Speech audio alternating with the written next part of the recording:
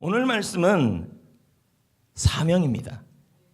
또 지겨운 사명, 또 그렇겠지만 여러분, 사명을 선택하는 건 너무 중요합니다.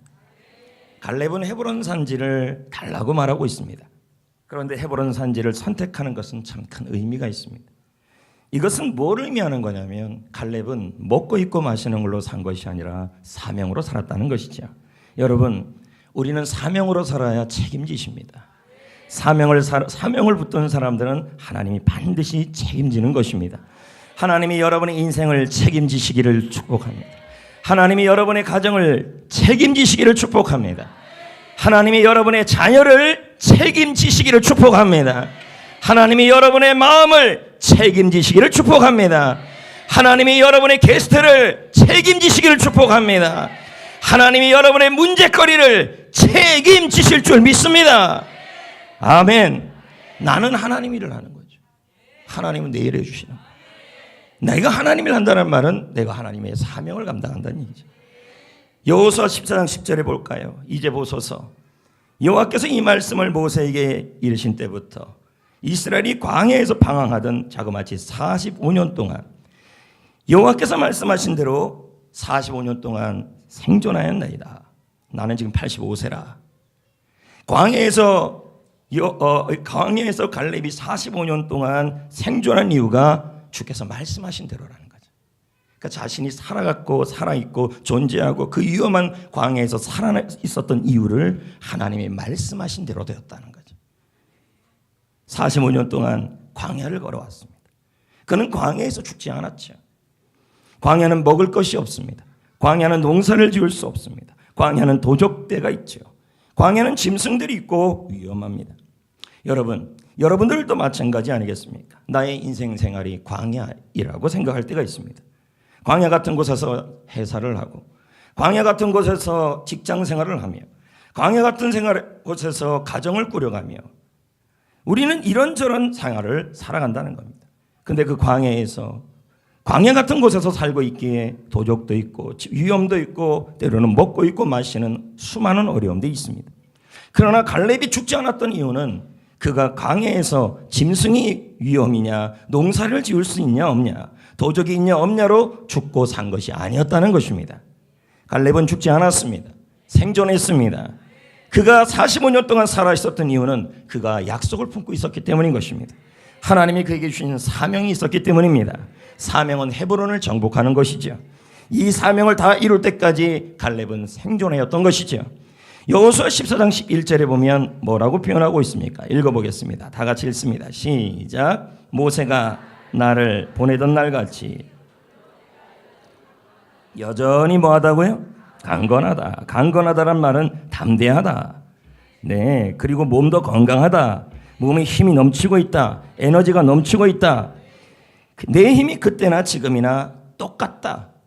그러니까 우리 나이가 들어갈수록 힘이 없어진 것이 아니라 그때나 지금이나 40살 때나 85세나 똑같다. 괜찮다. 몸에 힘이 넘친다. 할렐루야. 왜 그래요? 헤브론을 정복해야 될 때가 남아있기 때문이죠. 사명이 있는 사람은 하나님이 이렇게 하신다는 거죠. 강건하게 하십니다. 강건하게 하십니다. 저는 여러분들이 돌아가실 때까지 이랬으면 좋겠습니다. 강건하시기를, 힘이 몸에서 에너지가 담대하시기를, 강건하시기를, 넘치시기를. 할렐루야. 건강도 주시고 힘도 주시고 용기도 주시고. 할렐루야. 왜 그랬습니까? 왜 그렇게 갈렙은 강건하고 싸울 수 있는 몸이 되어 있었고, 왜 그렇게 갈렙은 그 광야, 너무너무 힘든 광야를 건너오고 여호수아와 같이 정복전쟁을 해왔음에도 불구하고 그는 이렇게 힘이 넘쳤다는 거죠. 활력이 넘쳤다는 거예요. 여러분, 사명을 붙잡으면요, 하나님이 나에게 힘을 주시고 건강을 주시고 용기를 주시고 활력이 넘치게 하시고 책임지게 하여 주시고, 할렐루야. 넘어졌다가도 일어나고 왜요? 사명을 감당해야 되니까 그렇습니다. 쓰러졌다가도 일어나고. 아멘. 아멘. 우리는 사명으로 살고 사명으로 죽는 것입니다. 달리기 선수가 있는데요, 좋은 코치를 만나서 급성장을 했어요. 그런데 그가 경기를 하다가 그만 넘어지고 말았어요. 이상하게도 모든 선수들이 그를 다 앞질러 가고 있었어요. 그는 어찌할 바를 몰라 주저앉고 말았지요. 왜냐하면 그는 달리는 훈련만 했지 넘어졌다가 일어서는 훈련을 받지 못했던 것입니다. 여러분, 좋은 선수는요, 잘 달리는 것만 하는 선수가 아니에요. 좋은 선수는요, 슬럼프가 와도 넘어져도 달리다가 넘어지건 경기하다가 넘어지건 운동하다가 슬럼프가 오든 일어서는 법을 아는 사람이에요. 사명도 이와 같습니다. 좋은 사명자는요 달리기만 잘하는 사명자가 아니에요. 사도 바울이라고 해서 늘 달리기만 했겠습니까? 좋은 사명자는요, 넘어져도 실족해도 때로는 마음 상해도 그것을 딛고 일어서는 사명자입니다. 우리 주님이 일으킵니다. 여러분은 뭐만 붙잡고 있으면 돼요? 사명만 딱 붙잡고 있으면 돼요. 그걸 저는 뭐라 그랬습니까? 의의 흉배라. 사명 하나만 딱 붙잡고 있으면 됩니다. 사명이 무거운 것 같아도요, 그거 잡고 있으면 그 사명이 여러분을 보호하고 그 사명 때문에 여러분을 일으키는 것입니다. 내 일을 감당해야 되니까, 주님의 일을 감당하니까, 내가 주님의 일을 하니까 주님이 나를 일으켜야 됩니다. 할렐루야. 여러분, 예수님의 제자 중에서 크게 넘어진 사람 두 사람이 있었죠. 한 사람은 베드로, 한 사람은 가룟 유다. 그러나 유다는 실패로 인해서 자살을 하고 영벌을 받게 되죠. 베드로는 그 실패도 불구하고 회복하고 일어났지요.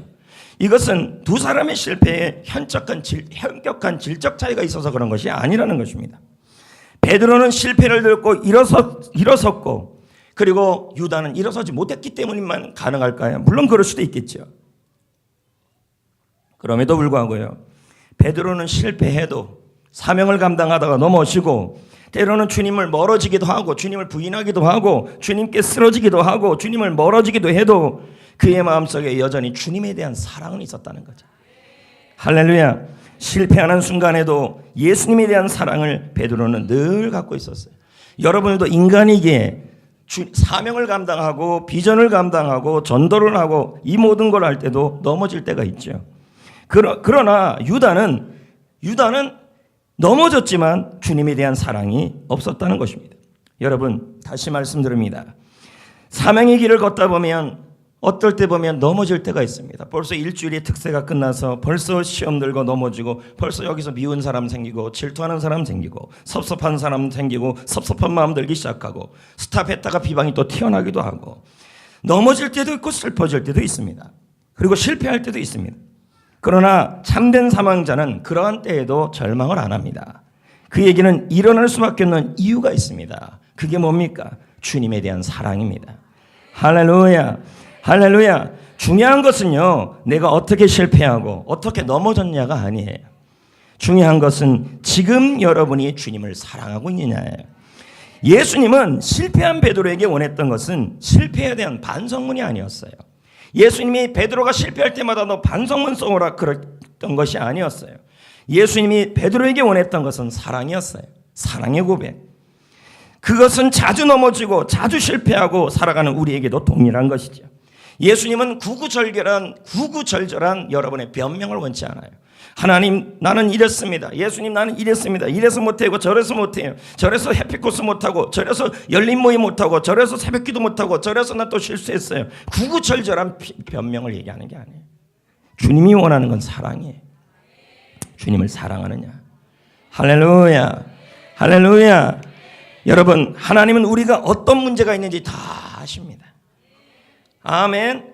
하나님은 여러분이 어디에서 실패했는지도 다 아십니다. 하나님은 여러분이 뭐 때문에 사역을 못하고 사명을 감당하지 못하는지도 다 아십니다. 그렇지만 가장 먼저 주님이 우리에게 바라시는 것은 그럼에도 불구하고 주님을 바라보는 것이고 주님을 사랑하는 것입니다. 아멘. 왜 그렇습니까? 주님은 여러분을 먼저 사랑하셨기 때문입니다. 지금도 사랑하십니다. 변함없이 사랑합니다. 그 사랑은 홍수도 이기고 그 사랑은 심판도 이기는 줄 믿습니다. 그래서 아가서 8장 7절 말씀에 다음과 같은 말씀을 합니다. 읽어볼까요? 많은 물도 시작. 여기 홍수라는 게 나옵니까? 이 홍수가 바로 심판을 의미하죠. 근데 뭐라 그래요? 하나님의 사랑을 끄지 못한다. 하나님의 사랑을 홍수도 삼키지 못한다. 하나님의 사랑은 죄와 사망의 권세를 이기시고, 하나님의 사랑은 모든 것을 참으시고, 모든 것을 믿으시고, 모든 것을 견디시는 것입니다. 할렐루야. 그러므로 믿음, 소망, 사랑이 항상 있을 것인데 그 중에 제일은 사랑인 줄 믿습니다. 주님의 신비인 우리를 향한 주님의 사랑은 아무도 멈출 수가 없고 아무도 막을 수가 없는 것입니다. 여러분이 어떤 상태에 있어도 주님은 여러분을 사랑하십니다. 자, 좀 애들 좀 어떻게 좀. 네. 나중에 목사 되는 거 아니에요, 제? 참고로 합동은 목사 안수 안 줍니다, 여자. 여러분, 주님은 여러분이 어떤 상태에 있든지 간에 사랑합니다. 에스겔 16장 6절에 보면요, 여러분이 피투성이가 되어도 사랑합니다. 뭐라고 나옵니까? 내가 내 곁을 지날 때 갈 때에 내가 피투성이가 되어 발짓하는 것을 보고 내게 이르기를, 주님이 뭐라 그럽니까? 너는 살아있으라. 피투성이가 되어도 살아있으라. 이건 뭐를 의미하는 거예요?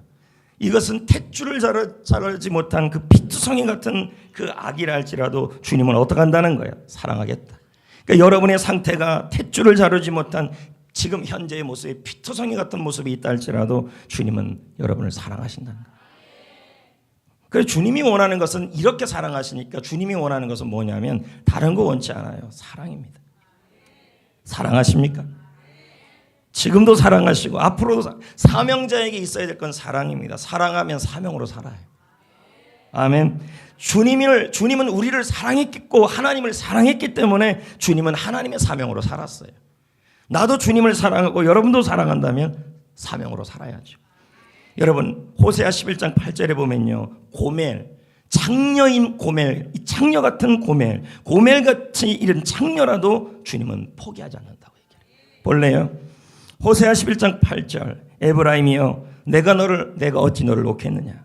이 에브라임이란 말은 바로 창녀 고멜을 비유한 표현이죠.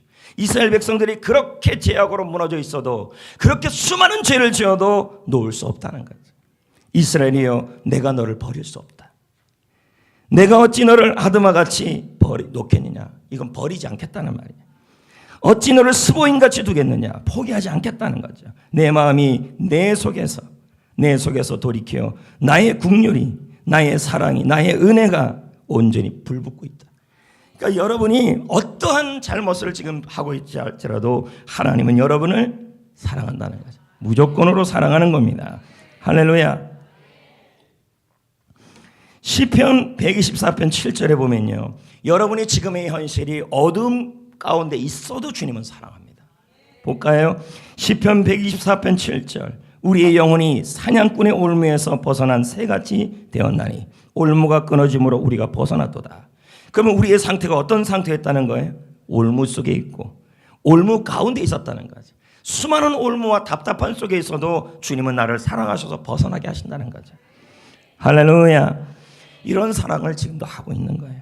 그러니까 주님이 여러분에게 원하는 것은 다른 것이 아닙니다. 주님이 우리를 이렇게 사랑하고 있다는 거예요.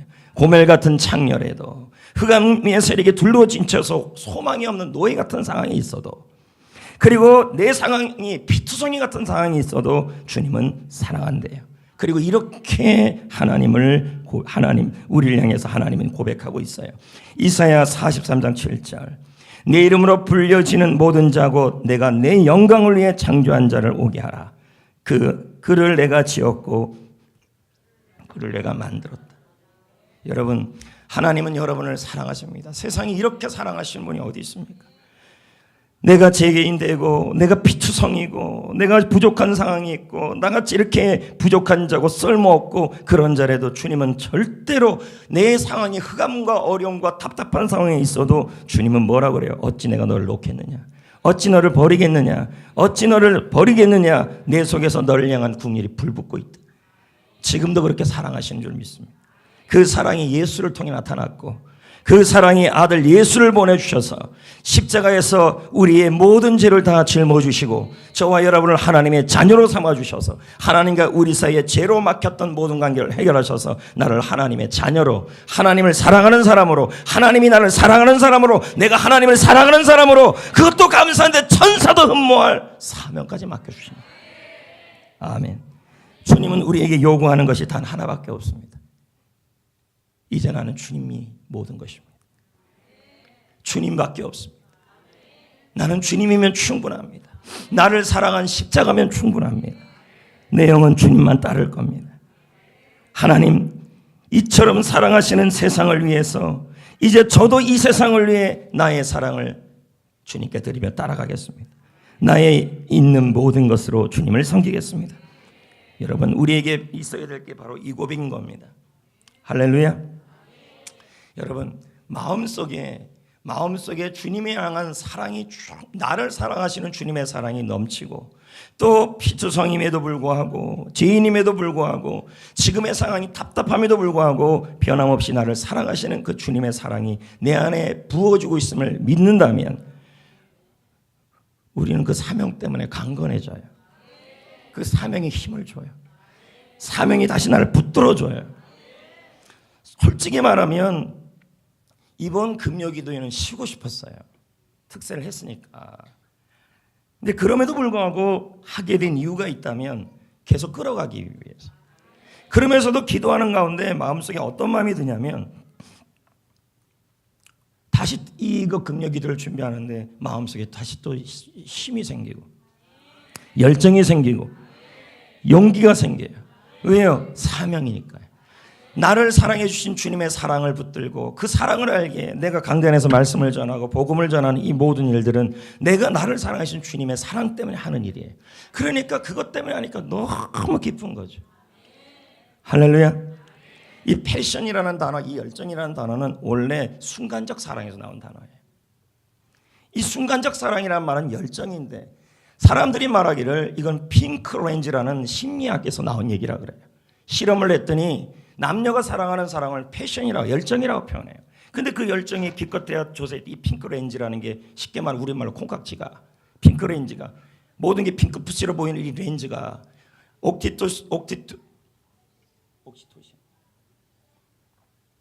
옥토폭스가 나올 뻔했어요. 문어가 나올 뻔했네요. 아, 문어 숙회. 네. 뭐 어디까지 했어요? 뭐 이런 것들이 다 나오는 그 현상을 뭐라고 하냐면 심리학에서는 핑크 렌즈라 그래요. 모든 것이 다 핑크빛으로 보이는 거죠. 근데 그 열정이 6개월을 못 가고 조금 길으면 900일을 간다는 거죠. 3년이죠.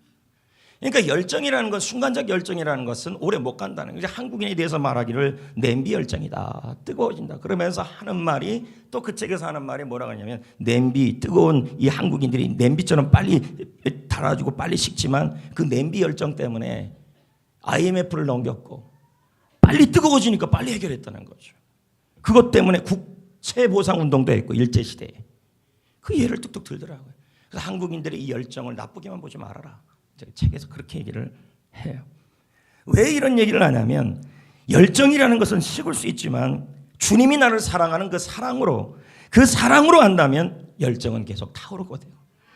그리고 나를 건강하게 하고, 나를 강건하게 하고, 나를 힘있게 하고, 나를 강건하게 하고 힘있게 하고, 제 소망이 있다면 제가 70세 은퇴할 때까지 이 열정이었으면 좋겠어요. 33살에 송중교회 담임 목사 될 때 목소리보다는 지금 목소리가, 그때 너무 시끄러웠죠. 물론 지금도 시끄럽지만 34살 때나 할렐루야, 내일 모레 50이나 할렐루야, 내일 모레 60이나 할렐루야, 변함없이 갈렙처럼 몸에 힘이 넘치고, 사명이죠. 사명이 이렇게 열정을 준다고 믿습니다. 주님이 여러분에게 원하는 건 다른 게 아니에요. 여러분이 피투성이라도 사랑합니다. 여러분이 죄를 지어도 사랑하고, 여러분이 흑암 중에서도 사랑하고, 그 아들 독생자를 주면서도 사랑하고, 십자가는 그 사랑의 결정체입니다. 그 사랑 때문에 뭐 하는 거예요? 매이게 되는 거예요. 내 영혼 즐거이 주 따르렴. 오직 주의 사랑에 매여. 왜 우리가 사명을 감당해요? 여러분, 주님의 사랑의 은혜가 없는 사람은 사명은 율법이 돼버려요. 해피코스가 율법이 돼버리고, 열린 모임이 율법이 되고, 제자훈련이 율법이 되고, 과제물이 율법이 돼요.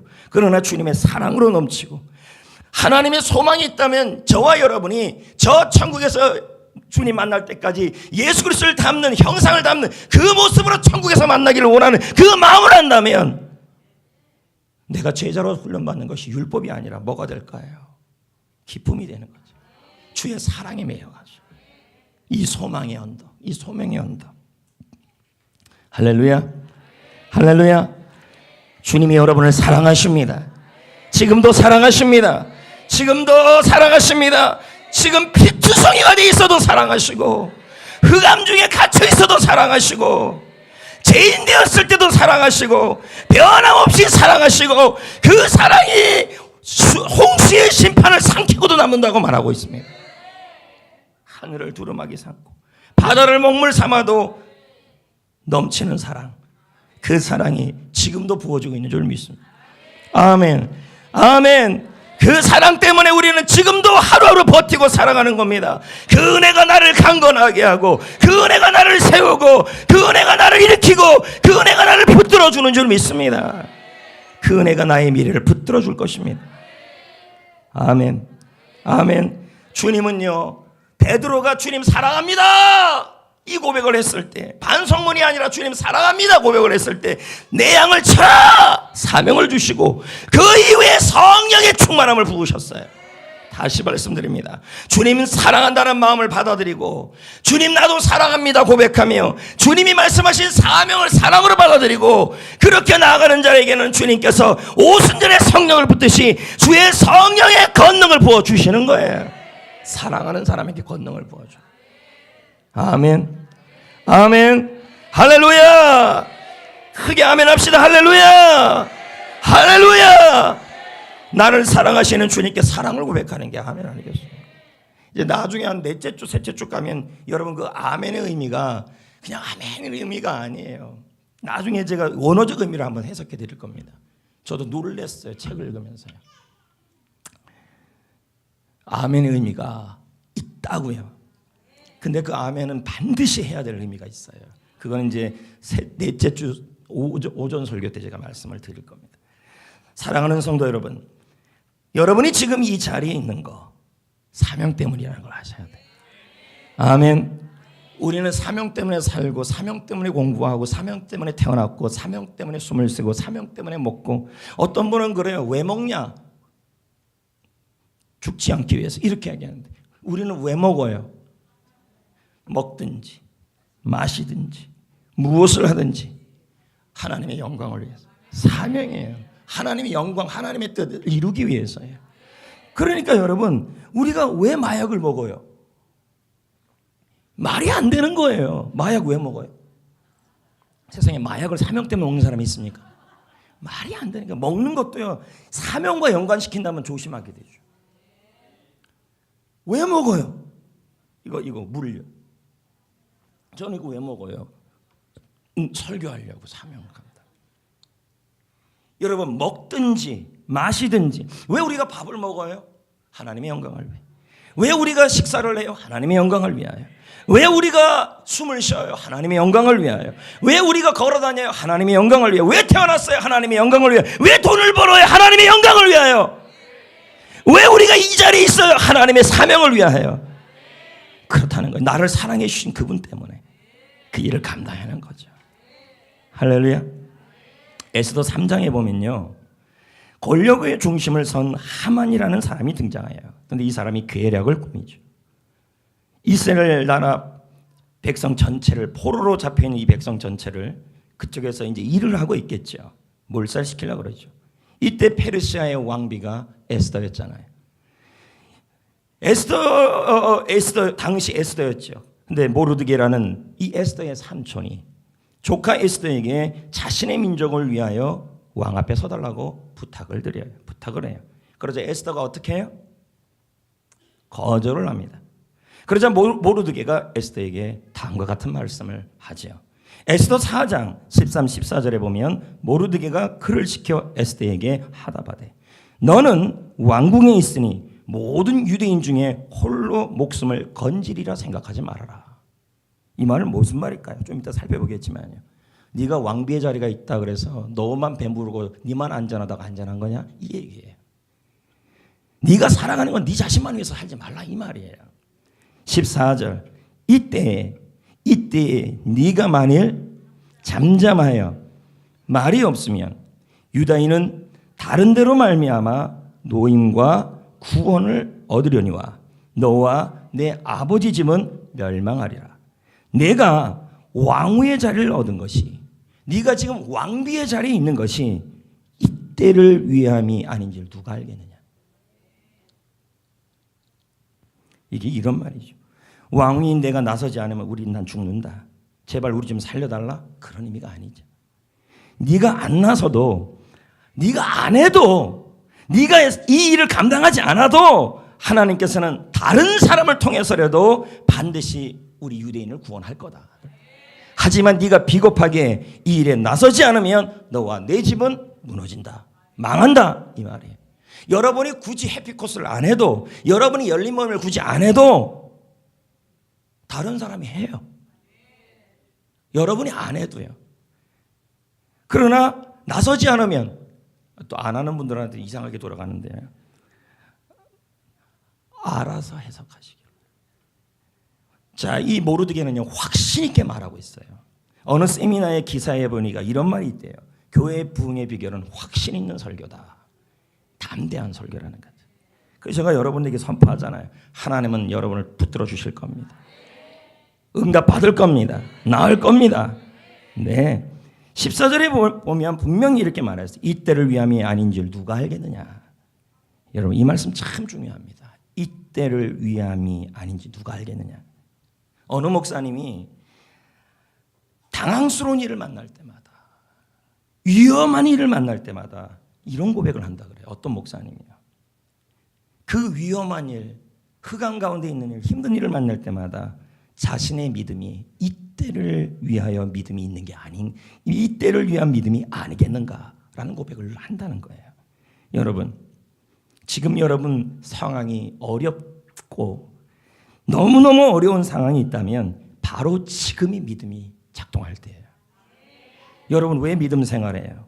물론 많은 이유도 있겠지만 바로 가장 힘든 순간에 믿음은 나타나야 돼요. 아멘. 힘든 일, 위험한 일, 그럴 때마다 믿음이 작동해야 되죠. 성도 여러분, 모르드게의 말에는 중요한 의미가 들어있습니다. 모르드게는 지금 에스더가 왕후의 자리에 올라간 것 자체가 성공이라고 말하고 있지 않아요. 네가 지금 왕비가 되느냐? 너 그거 성공한 게 아니다. 그게 성공이 아니다. 네가 에스더가 왕후의 자리에 올라간 것은 그 자체로 성공이 아니라 사명을 위한 것이라는 거예요. 지금 그걸 설명하고 있는 거죠. 그러므로 높은 자리에 올라갔다고 손뼉을 칠 일이 아니라는 것을 말하고 있는 겁니다. 여러분, 성공은 사명을 위한 보조수단입니다. 여러분, 학생들이 이 자리에 와 있는 거 아주 고무적인 일들입니다. 학생 여러분, 공부는 왜 좋은 대학을 가고 왜 좋은 곳으로 가야 할까요? 그것은 바로 사명을 위한 보조수단이에요. 에스더가 왕후의 자리에 있는 거 왜 그렇다는 거예요? 나 혼자 잘 먹고 잘 살라고, 나 혼자 편안하려고 왕후의 자리에 올라가는 것이 아니라 내 가족, 내 집안만 생각하는 것이 아니라 민족을 살리기 위한 바로 하나님의 도구였다는 말이에요. 그래서 하나님이 거기에 올렸다는 말이죠.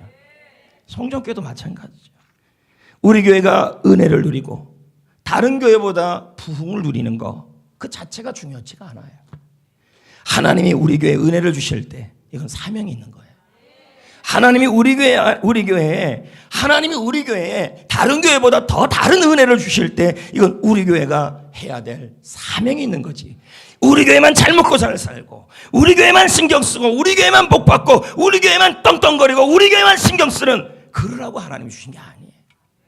남들보다 우리 교회가 조금 더 커지고, 남들 다른 교회보다 하나님이 더 큰 많은 특세에도 더 많은 은혜를 주시고, 아니 하나님께서 우리 교회가 더 많은 성도를 주시고 은혜를 주시고 훈련을 주시고, 이 모든 건 뭐예요? 지역을 섬기고 개척교회를 섬기고 영인교회를 섬기고 한국교회를 섬기라는 하나님의 사명 때문에 더 많은 은혜를 주시는 거예요.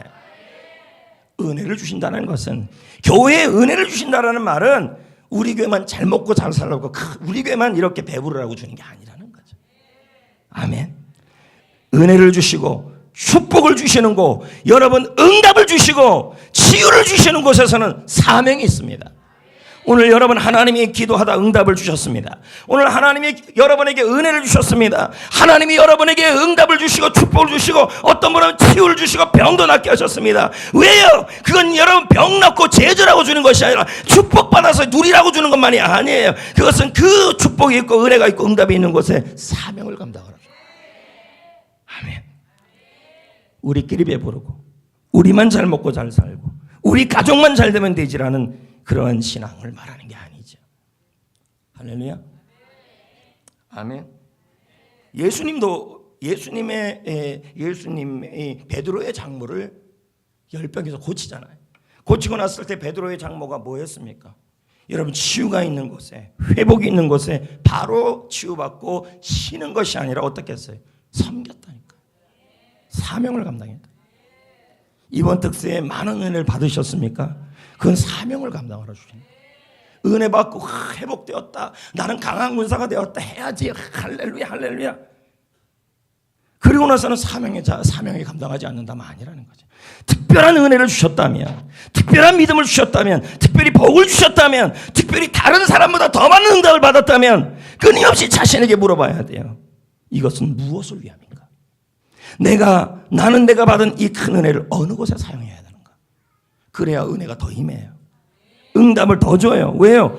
저 사람은 특세 때 저 많은 은혜를 받고 특세 때 저런 응답을 받았고 저런 간증을 받았네. 저 사람은 나는 이런 믿음을 받았네. 하나님이 나에게 이런 응답을 주셨네. 그럴 때마다 우리는 물어야 돼요. 나에게 많은 은혜를 주셨다면 어떻게 하면 주님을 위해서 사명을 감당할까? 여러분 은혜가 있는 곳에 은혜를 주시는 곳에 사명 감당하면 더 은혜가 더 부어져요. 응답이 더 와요. 할렐루야 할렐루야 할렐루야. 여러분 하나님이 더 큰 은혜를 주시기를 원하십니까?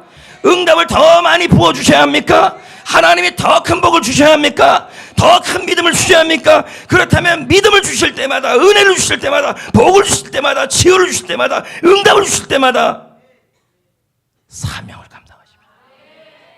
할렐루야 할렐루야 아멘. 사명은 나를 살려요. 예수님도 사명을 위해서 왔다가 사명으로 가셨다니까요. 아직도 이런 분이 있어요. 직장만 있으면 먹고 살 수 있다. 이렇게 말하는 분이 있어요. 직장만 있으면 된다. 내가 가진 재물이 나에게 평안함을 줄 거다. 펀드가 올라가면 내 인생 풀린다. 학생들은 생각해요. 남자친구만 생기고 여자친구만 생기면 인생 행복해질 것 같다. 다 물어보세요. 그런가 한번.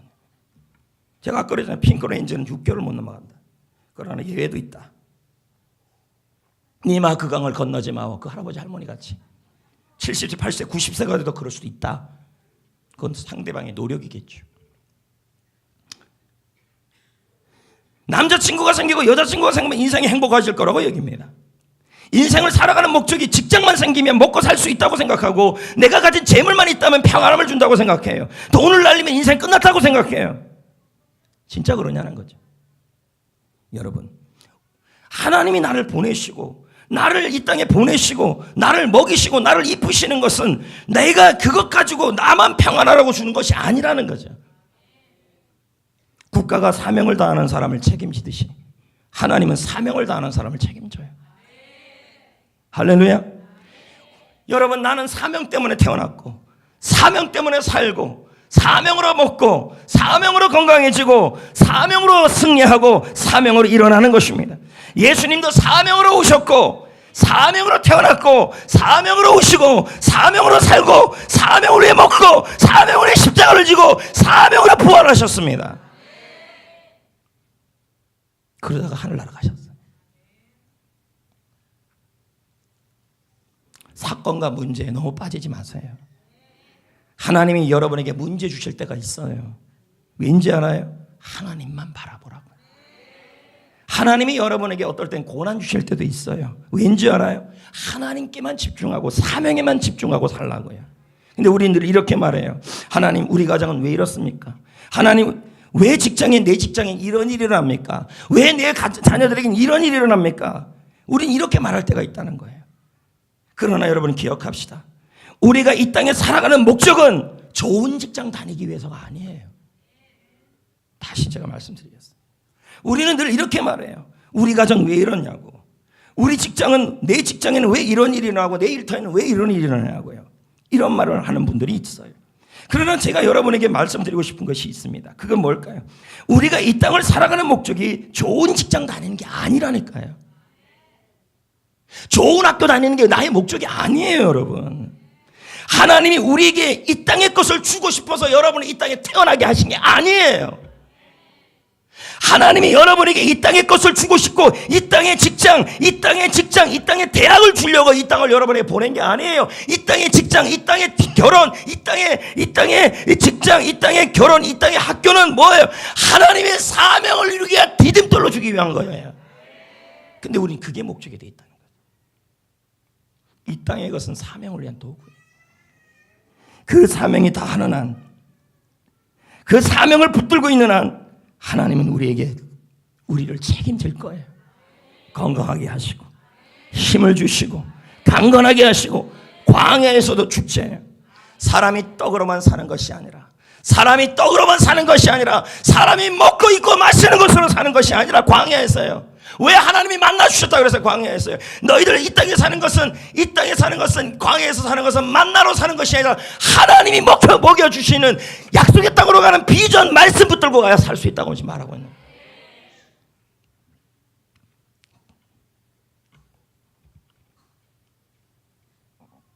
참된 행복은요, 나를 하나님이 보내신 사명대로 그 사명으로 살다가 그리고 하늘나라 가는 거죠. 이게 진짜 행복이에요.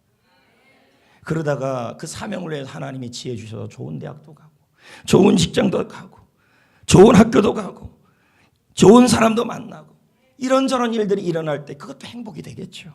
근데 그것이 목적이 되어서 사명이 미뤄지면 안 된다는 거죠. 마귀는요, 여러분이 사명으로 안 살게 하려고 그래요. 그러니까 오죽하면 예수님이 사명으로 살려고 오니까 광야에서 이 마귀가 어떻게 해요? 예수님에게 시험을 가하잖아요. 사명대로 못 살도록, 십자가 지지 못하도록. 그 첫 번째 시험이 여러분도 알다시피 뭡니까? 40일 동안에 금식하셨잖아요. 그러니까 얼마나 배가 고프시게 시장하셨겠어요.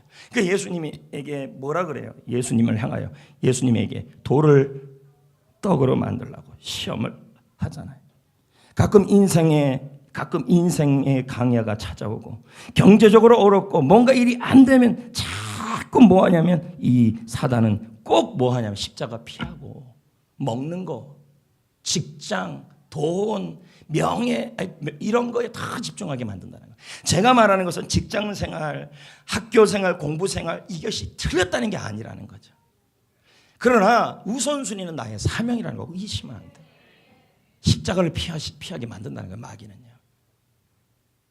둘째는 뭐라 그럽니까? 둘째 시험은요. 마귀는 계속 시험을 외워요. 왜? 사명 질지 말고 십자가 지지 말고 뭐지라고 그 시험 하냐면 경제적으로 지금 어렵지 않냐? 아유, 너 배고프지 않냐? 먹고 입고 마시는 거 너무 힘들지 않냐? 그러니까 그거부터 먼저 해라. 십자가는 무슨 십자가야? 이렇게 마귀가 시험한다니까요. 그래서 마귀가 얼마나 교묘합니까?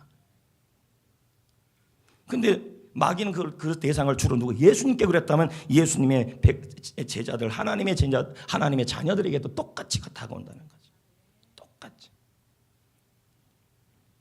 먹고 입고 마시는 거. 너 먹고 살기 힘들지 않냐? 교회는 무슨 교회야? 예배는 무슨 예배야? 사명은 무슨 사명이야? 직장 생활이 바쁘는데 무슨 사명이야? 이렇게 시험해 온다는 거죠. 지금 제가 이렇게 하는 말을 하나님의 말씀으로 받으셔야 할 줄 믿습니다. 두 번째 뭡니까? 성전 꼭대기에서 어떻게 해요? 뛰어내리면 누가 받아준다 그래요? 천사가 받아줄 거다. 마귀가. 그러니까 예수님 보고 뭐 하라 그래요? 성전 꼭대기에서 뛰어내려봐라. 천사가 받아줄 것이다. 이건 뭘까요? 실제 예수님이 그렇게 하면 기적이 일어나는 거 아닙니까? 능력이 가시되는 거 아니에요? 이건 뭐예요? 예수님이 또 높아지는 거 아닙니까? 명예시험이죠. 십자가를 피하고 환상적인 삶을 살아라. 행복하고 즐겁고 이름 나는 일을 해라. 묵묵히 사명을 지는 걸 피하게 만든다는 거예요. 즐거운 일을 찾아가라. 이름 나타난 일을 찾아가라. 마귀는 그렇게 시험이 온다는 거죠. 세 번째 시험이 뭘까요? 사단이 뭐라 그랬어요? 예수 나에게 절해라. 맞습니까? 마귀에게 뭐 하라 그래? 예수님 보고요. 패잔병이 되라 이 말이죠. 지금도 사탄은 끊임없이 저와 여러분을 시험합니다. 유혹합니다. 뭘요? 사명의 사자만 나와도 치떨리게 만들어 놓습니다. 근데 주님을 너무 사랑하는 사람은요, 사명의 사자만 나오면 너무 행복해요. 근데 마귀는요, 십자가 지지 말라, 사명 감당하면 뭐하냐, 편하게 살아라, 사자만 나오면 막 치떨리게 만들어 놓는다는 거죠. 예수님이 사명을 위해 오고 사명을 위해 살지 않았다면 저와 여러분은 계속 피투성이에요. 계속 고멜과 같은 상태에 빠져 있는 거고 계속 흑암 가운데 있는 거죠. 여러분, 요한복음 6장 38, 39절에 이런 말씀이 나와요. 예수님이 하신 말씀입니다. 내가 저 천국에서 하늘에서 내려온 것은 나의 뜻을 이루고 행하러 온 게 아니다. 나의 야망을 위해 온 게 아니라 나를 보내시니 하나님 아버지의 뜻을 행하려고 내가 이 땅에 태어났다. 우리도 똑같아요. 여러분이 이 땅에 오신 이유가 뭔데요? 내 뜻을 위해서, 나의 편안한 삶을 위해서. 여러분, 하나님이 우리에게 이 땅의 것을 주려고 나를 여기 보낸 게 아니라니까요. 아버지의 뜻을 행하라고 온 거예요. 그걸 위해 살라고. 그리고 39절에 예수님이 뭐라 그럽니까? 나를 보내신 이의 뜻은, 하나님 아버지의 뜻은, 하나님 아버지의 사명은, 내가 이 땅에 태어난 이유는, 예수가 이 땅에 오신 이유는 내게 주신 자 중에 하나라도 잃지 않기 위해서 온 거다. 십자가를 져서 영혼을 구원하기 온 거라는 거예요. 여러분, 모세가요, 지팡이를 잡으니까, 사명을 잡으니까 홍해가 갈라지고, 하늘에서는 만나가 내리고, 바위에서는 물이 났어요. 사명을 잡으면 하나님이 책임져요. 아멘. 우리는 만나로 사는 게 아니고, 물로 사는 게 아니고, 문제 해결로 사는 게 아니에요. 하나님, 이 문제 해결해 주세요. 하나님, 생수가 나게 해주세요. 하나님, 먹을 거 해결해 주세요. 직장 합격하게 해주세요. 물론 그 기도가 맞아야 합니다. 그러나 이렇게 기도하셔야죠. 하나님, 이 직장 생활을 위해서 잘 되어야 할 이유는, 주여, 내가 이 직장을 통해 하나님의 사명, 생명을 구원하고 제자를 세우기 위해서 하나님 이 직장을 인도해 주셔야 합니다. 직장이 우선이 되면 안 돼요. 내 삶 속에 가란 내 영혼에 하나님께서 생명수를 주시고, 기도의 응답을 주시고, 문제 해결을 주시는 거, 내 삶에 가는 수많은 홍해와 여리고마다 그것을 무너뜨려 주셔야 될 이유가 뭔지 아십니까? 하나님, 내가 가나안 땅을 정복하는 사명을 감당하기 위해서입니다. 하나님의 나라를 위해서 그것이 무너져야 합니다. 근데 우리는 어떻게 기도합니까? 여리고만 무너지게 해달라고, 네, 홍해만 갈라지게 해달라고, 요단강만 갈라지게 해달라고, 이렇게 하고 있다는 거예요. 나의 하나님이 저와 여러분을 이 땅에 보내신 중요한 이유는 하나님의 나라를 이루라고, 한 영혼을 구원하는 거예요. 다시 말씀드려요. 부르짖는 기도를 통해 불신 영혼을 구원하는 간절한 기도, 그리고 그 영혼을 찾아가는 그 일, 새벽에 나와서 기도하는 것도 중요합니다. 그러나 아멘, 네, 안 하는 것보다 낫죠.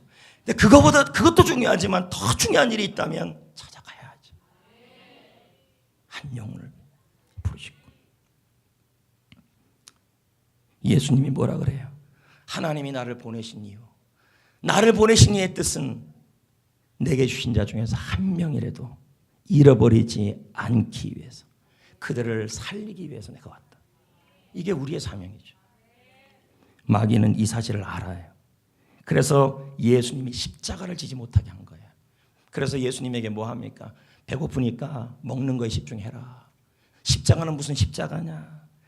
환상적인 삶이 있지 않냐? 이 세상에 얼마나 재미난 일이 많은데 무슨 그 지겨운 십자가, 재미없는 십자가, 영혼을 구원하는 십자가, 생명 살리는 십자가, 제자 세우는 일을 할 필요 없지 않냐? 환상적인 일을 해라.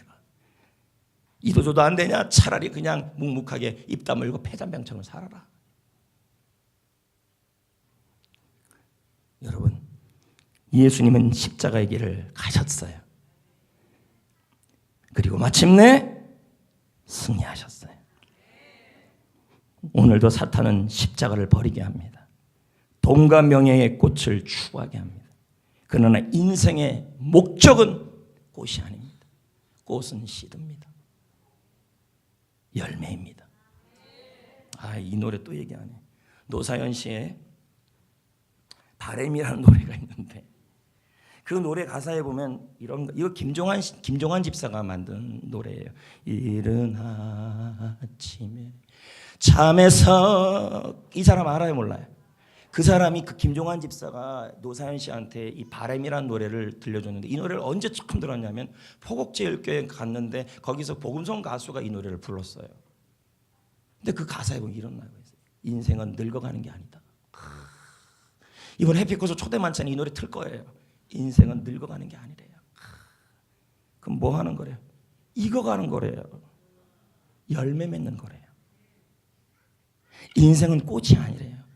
여러분, 직장이, 명예, 돈, 그거 다 꽃이에요. 우리 인생은 꽃이 아니에요. 꽃은 시들어요. 내 인생의 목표는 열매예요.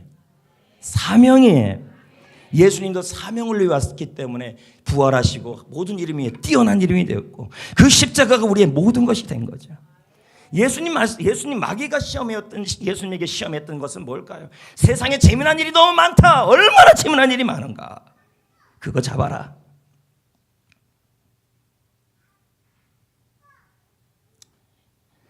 여러분, 이사야 40장 8절 9절에 이런 말씀이 있어요. 풀은 마르고 꽃은, 이게 무슨 말일까요? 인생의 목표는 꽃이 아니라는 거죠. 먹는 게 아니라는 거죠. 좋은 직장, 좋은 회사 다 필요해요. 그렇게 또 해야 합니다. 근데 그것은 다 마르고 시든다는 거죠. 근데 그 꽃과 그 풀이 사명을 위해 쓰임 받을 때는 영원해집니다. 아멘. 제가 여러분에게 부탁드리는 것은 사명이 1번이 되시기를 부탁드립니다.